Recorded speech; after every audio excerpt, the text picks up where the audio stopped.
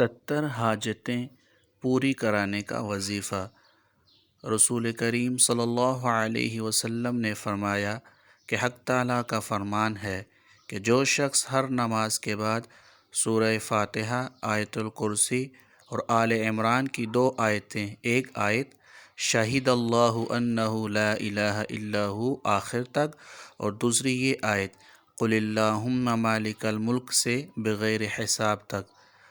پڑھا کرے تو اس کا ٹھکانہ جنت میں بنا دوں گا اور اس کو اپنے خطیرۃ القدس میں جگہ دوں گا، اور ہر روز اس کی طرف 70 مرتبہ نظر رحمت کروں گا، اس کی 70 حاجتیں پوری کروں گا اور ہر حاسد اور دشمن سے پناہ دوں گا اور